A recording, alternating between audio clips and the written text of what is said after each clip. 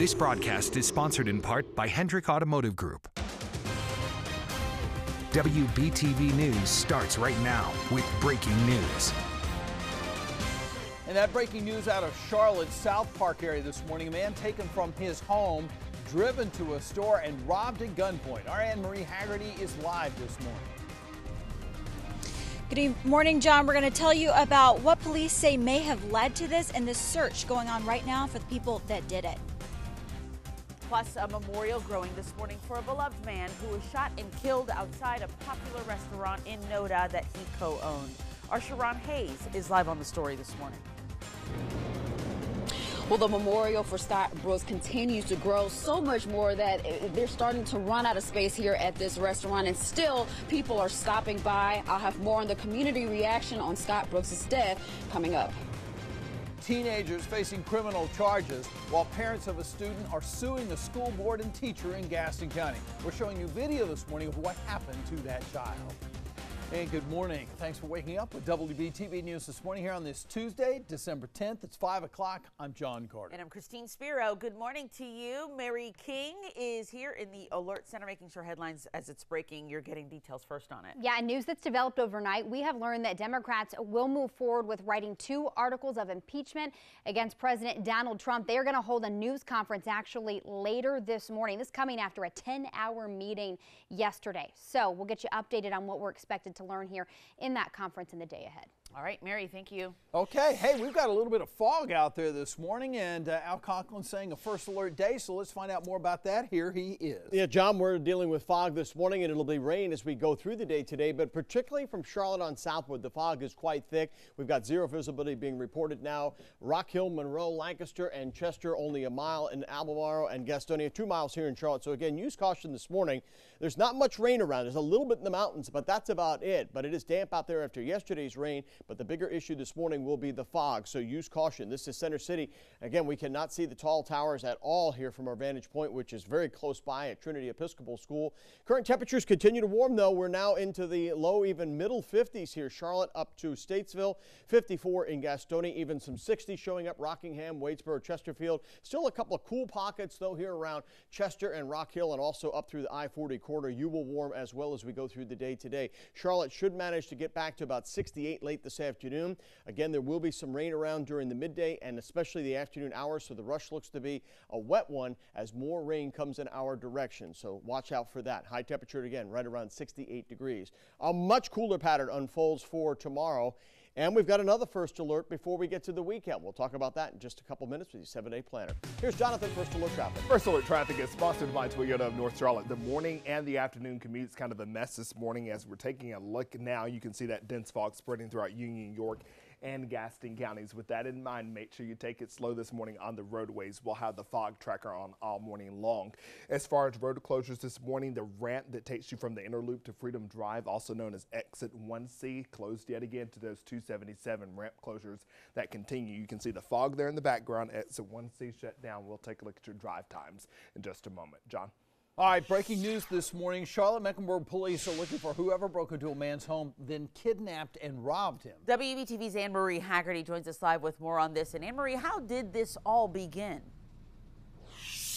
Good morning, Christine. Scary morning for one man when police tell us 4 men broke into his home and then dragged him to the Walgreens on Morrison. That is in the South Park area. Now, here's what we know so far from police about this. They say that they believe the man knew at least one of the kidnappers that broke in. They also say those men had guns. Officers believe that this may have been drug related, but they are still investigating. The victim was not hurt, and there's no word yet on if there was an amount of money that was stolen or something else at that Walgreens. Police are working on this actively this morning, just breaking overnight, and we'll bring you the latest updates we get from them as we hear about it in this continued search for the people that did this. Back to you.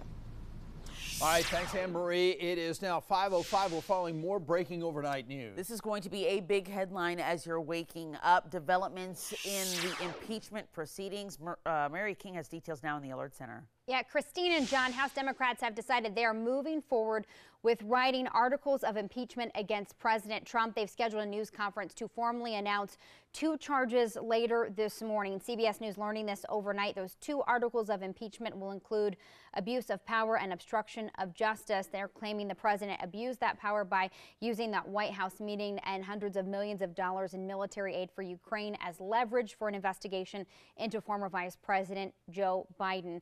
The Judiciary Committee could consider the charges as soon as this week, and then the full House could vote as soon as next week.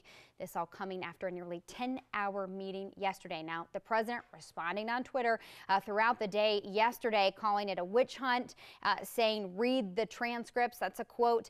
We'll be following this in the day ahead. Again, that news conference scheduled for later this morning. John. Well, new this morning, police in Hickory believe a domestic situation led to a man being shot and killed. It happened yesterday afternoon just before 5 o'clock. The shooting happened inside an apartment along South Center Street in Hickory. Officers say the man was shot in the chest. We're told there was a woman inside the apartment at the time. We'll keep you updated as we get more information. Right now, police are searching for the person who stole a car with a 3-year-old inside in Hickory last night. The child is okay. Hickory police say the little girl was in the car that was stolen from the Walmart neighborhood store on Highway 70. Officers say when her dad went inside at the gas pumps, someone in a blue Volkswagen Jetta pulled up and another person in a hoodie jumped out and stole the car. The little girl was later found in the car. She was okay. The car was abandoned on a road in Longview. Well, this morning, police are still searching for whoever killed the co-owner of the popular Charlotte Noda restaurant, Brooks Sandwich House. Scott Brooks was well known in the community. He was beloved, and many are calling for the person who killed him to turn themselves in. Our Sharon Hayes joins us now live from Brooks Sandwich House. And now, Sharon, a memorial there has really started to grow, hasn't it?